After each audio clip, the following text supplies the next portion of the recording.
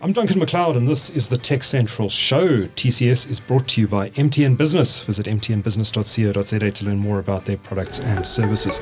And we thank them for partnering with the show to bring you these great interviews. Now, many TechCentral readers will know Reshaad Sha. Reshaad has been involved in a number of senior roles in his career, including as CEO of Liquid Telecom in South Africa, and he also helped pioneer the rollout of an Internet of Things network in South Africa. Reshaad has for the last few years been building a business called BriteGaze.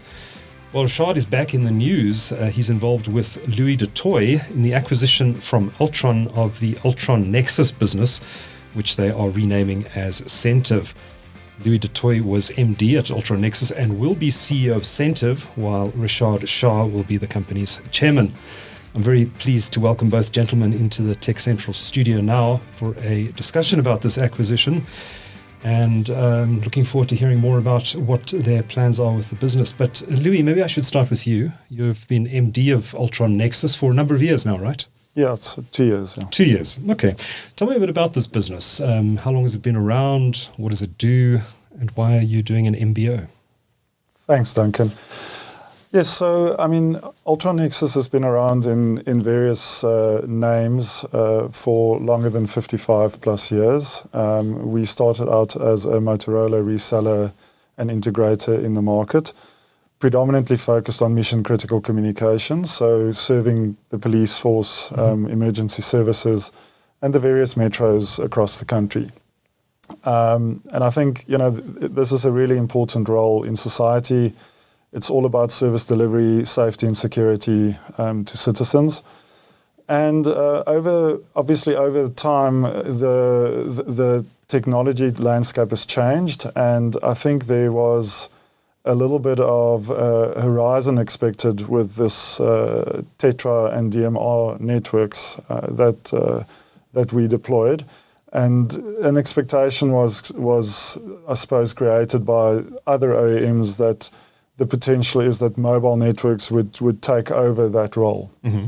But it really is a highly sophisticated and specialized field. So if you look at the pyramid, enterprise networking sits at the bottom, telco in the middle, and then critical sit really at the pinnacle of that, because it is absolutely proprietary and specialized for this purpose.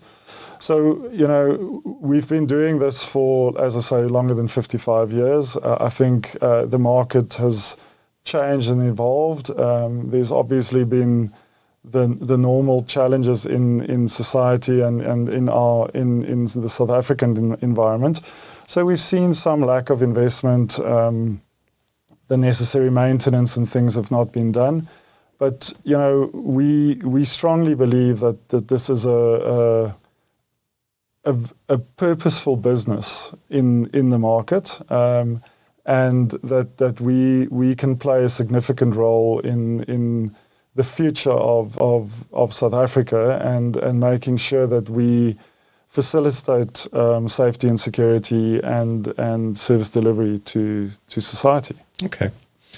Reshaad, how did you meet Louis? How did this deal come about?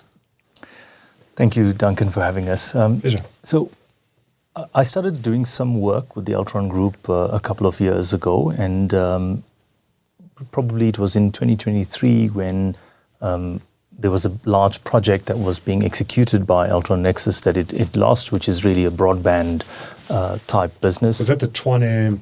That was the Gauteng broadband network. Gauteng broadband network, yeah. Okay. And when that happened, in our business, one of our functions we fulfill is some advisory services. And when we had a look at this business, we helped with a little bit of the restructure post that contract being lost. Mm-hmm.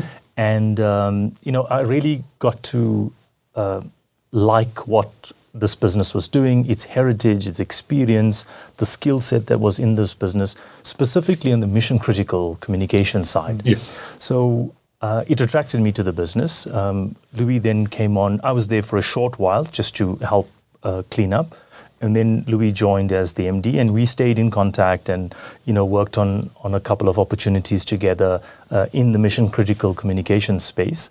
And when the opportunity arose for Louis and I to partner on looking at potential MBO, it was really a phenomenal opportunity.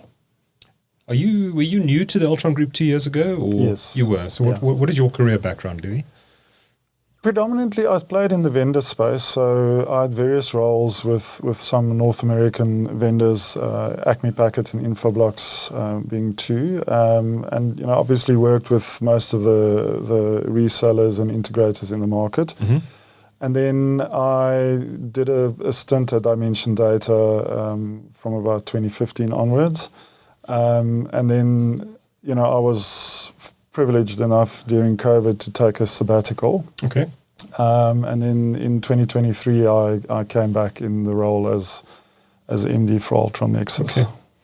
So what are the assets sitting inside this business today, and what is it in here that got you both excited, Reshaad? Yeah, I think, so firstly, it's experience and heritage in deploying critical comms networks. So whether it is DMR or Tetra, or even working with clients to build and operate those networks for them. So that skill set, capability, experience, and then those OEM partnerships that it has. Yeah. We also have a small network that we operate, mostly in the Western Cape and also partly in Gauteng. Mm-hmm. But that's, again, a very dedicated, specific client-based network that we run and operate for a vertical in the market. So it's not a significant network asset base, but really what it has is the ability to bring transformation into emergency management services, bring transformation into police services using this critical comms capability. So it's either through building networks dedicated to those clients or working with MNOs to deliver a mission critical over cellular service. Those are the focus areas, for the business. So that capability was there already. We have a push-to-talk over cellular platform in place, which is a good asset to continue to monetize. So that helps a lot, and also a good distribution network where we provide mission critical product to 250 plus dealers in the market. So that also is a good asset to be able to monetize further. I think the platform play for us is really the main asset that we believe we can leverage going forward. I mean, we're not going to stop doing anything that we've been doing. We want to obviously continue doing that, but we truly believe that leveraging the push-to-talk platform and growing that subscriber base is our future. And you still have these strong vendor relationships as well, do you? Yes, we do. Motorola, Motorola and Hytera are the two ones. main players in this space. Yeah, yes. yeah. And I know, Reshaad, you have a background in IoT. You deployed the Sigfox network in South Africa. Do you see IoT playing a role in this new business? Absolutely. In fact, the business had some SCADA capability because we have a number of customers that run industrial IoT solutions that we provide today. Okay. So IoT is an important component of our solution stack that we're building for the future. So both from a platform perspective as well as very, very specific industrial use cases that leverages IoT networks that are there today, as well as some complementary use case service deployment that we'll do on top of that. But you're not going to build your own IoT network? It's not required. I mean, there's NB-IoT from both MTN and Vodacom in the market. There's the Sigfox network, which is still functioning really well, which will be a good partner to have, and that's more than enough. Yes. Okay. Now you, I think you left Liquid to start BriteGaze, if I remember the sequence correctly. Is your participation in Sentiv through BriteGaze? Yes, it is. However, I think in addition to that, even though we did the acquisition through BriteGaze, the role that I'll be playing is one of executive chair, which means that I'll be involved in the business on a much more frequent basis than sitting at a shareholder level, and working closely with Louis and the executive team to really build this business out into what we believe is the opportunity. but not just in South Africa, in Southern Africa initially. We have a number of customers that are in neighboring countries, and will expand a little into Sub-Saharan Africa through this platform of Sentiv. And what it actually, the thinking behind it is that, safety and security is a critical requirement in every one of our cities, in every province. But it's not just in these areas, because our safety and security from a citizen perspective is also impacted by what's happening in neighboring countries. So if we can take that enablement into some of our neighboring countries, get them to have much more robust technology capability for safety and security on the back of critical comms, on the back of industrial IoT, on secure IoT solutions, then we think it's going to help towards creating an even safer region, not just country. Okay. Louis, clearly Altron Nexus has been quite heavily exposed in the past to public sector business, and may have in fact gotten itself a little burnt because of that through some of these broadband projects that the business was involved in. How much of a risk is your exposure to public sector, and do you see a need to reduce that exposure? Look, we're certainly looking at ways where we can spread that risk. We do a lot of business still in public sector. I think it's different to the kind of business that we did, for example, with GBN. These are much longer term contracts. The networks that we build usually, have a lifespan of between 8 to 12 years. So it's longer term, higher value contracts.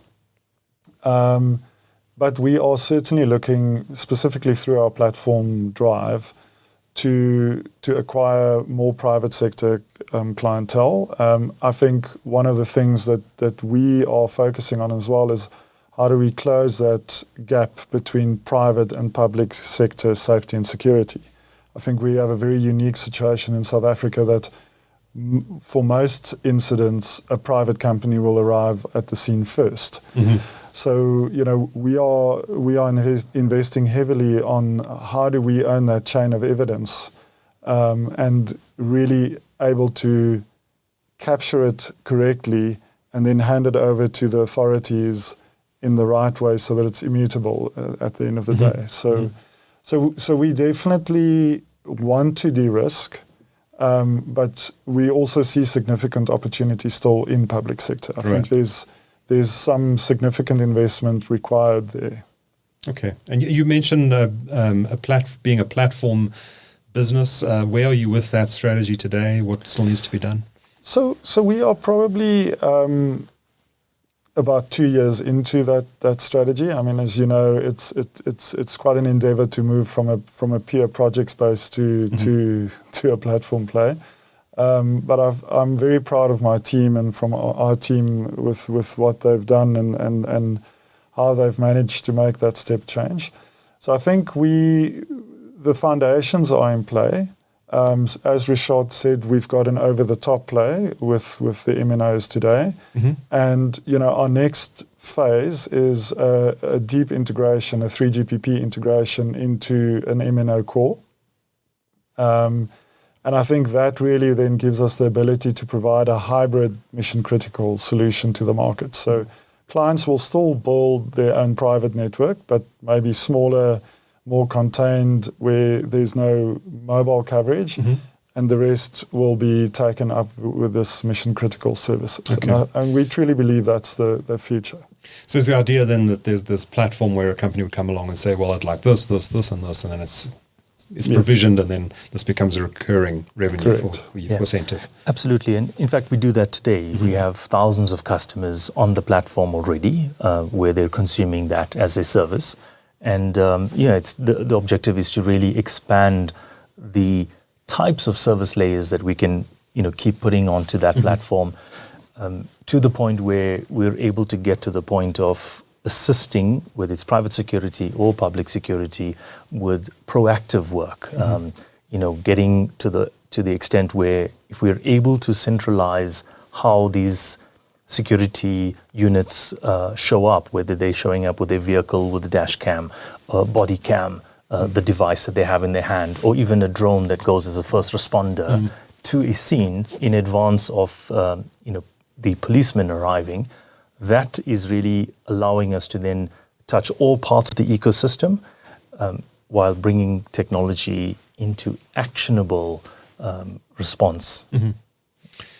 Now, Altron published its results last week, and I guess this is probably the last time we're going to have any detail about your finances, as you're soon about to be a private entity. But they disclosed that Altron Nexus reported revenue of 343 million, I think this was for the full year, compared to 659 million the prior year. So it's a big decline in the revenue line, but an improvement in the EBITDA loss situation. EBITDA, of course, a measure of operating profitability. That improved from a loss of 149 million, to a loss of 149 million from a loss of 421 million a year ago.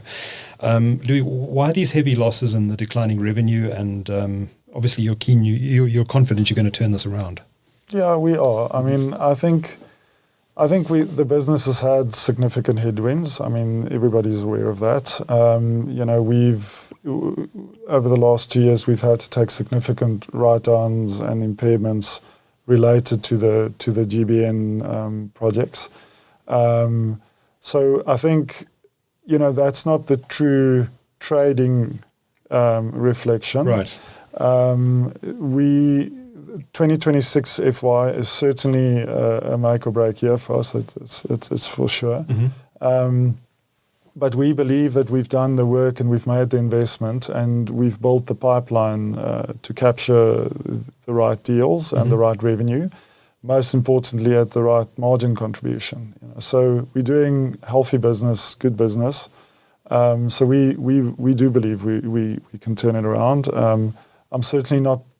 I'm proud of the turnaround, and again, proud of the team for sticking with us to make that happen.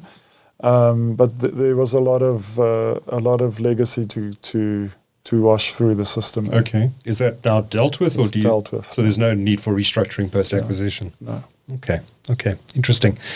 I know that Altron disclosed, in fact, you guys disclosed as well, that there are a number of conditions precedent to this deal before it goes through. I don't think those conditions precedent have been disclosed to the market, but you're hopeful that they're going to be concluded by the end of June. Yes, absolutely.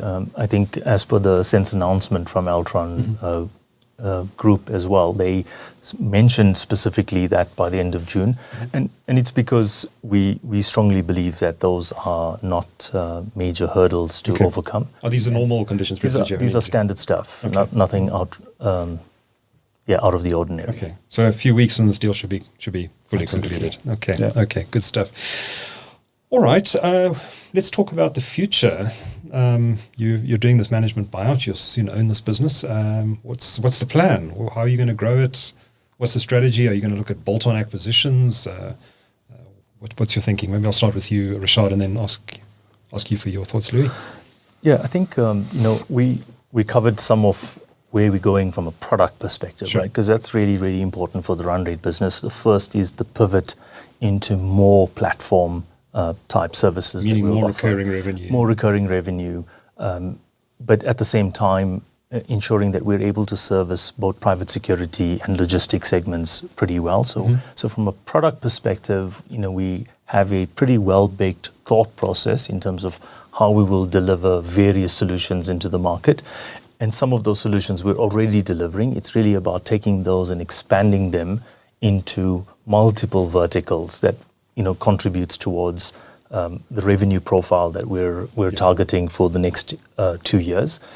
And I think that is really testament to the work that's already been done in the business over the last 12, 18 months to get us to the position of being able to expand on those portfolios. So that's really the first shift that's currently underway and we're doubling down on, right? So that's really the one big area.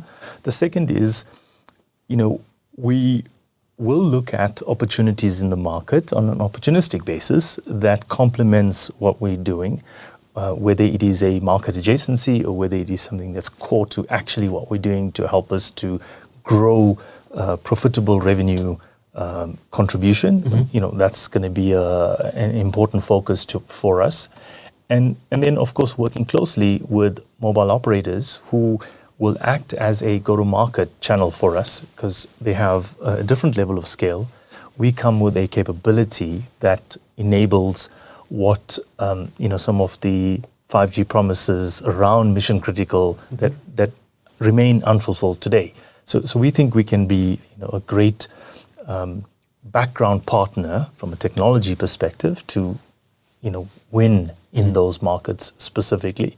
So that's really I think the one big focus area, which is really product, it's really go to market and how we go to market.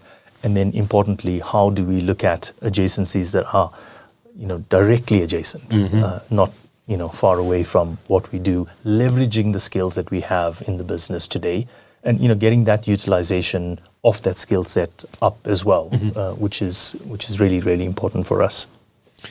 Do you need additional skills? I mean, what does your skills base look like? How many employees are you taking on through this acquisition? We're about 110 people, predominantly more than 60 is technical people. So I think this market segment does have a skill issue because it is the traditional business is a pure RF business, radio frequency business. So we've started a learner program 2 years ago where we are bringing graduates into the business, technical graduates, to really take them through an apprenticeship around that skill set and take them on that journey. But what we're doing with our current staff complement is really performing that IP enablement because the platform really is an IP play at the end of the day. And, what we're then looking to do is obviously to partner. So we'd like to have our platform be a conduit to other potential companies or services. So we have no working capital exposure, but we can package it through our go-to-market. So I think there's some exciting things there that we can unlock quite quickly. So I think our skill set is good. There's a bit of retooling that needs to happen and a bit of broadening of skills, but we've got a very, very capable and competent team. And I think our key focus is subscriber growth. We both of us, like Reshaad said, this is our 8 to 5 for the next couple of years. We want to really focus on it and make a success. Tell us about this name, Sentiv. Where does that come from? Yeah, so I think Sentiv, it really is about intuition. It's about intellect. It's about intelligence. It's about sensory. And why we think that's a great word storm that informs this name, Sentiv. It's because that's actually what we want to be to our customers, whether it is emergency management services with a technology-first responder type enablement, or a border management agency where we're able to provide proactive data sets for them to make informed decisions. That's really where it comes from, and it's really thinking about how do we bring effect to the agencies that are there to protect the citizen of a country, of a city, of a province, or of a region in this case. Gentlemen, fascinating developments in the local industry. Congratulations on the acquisition. I look forward to seeing how it grows. Reshaad Sha is chairman of Sentiv and CEO of BriteGaze, and Louis Du Toit is CEO of Sentiv. Thanks so much for telling us about this deal. Much appreciated. Thank you, Duncan. Thank you, Duncan. Thank you. Okay.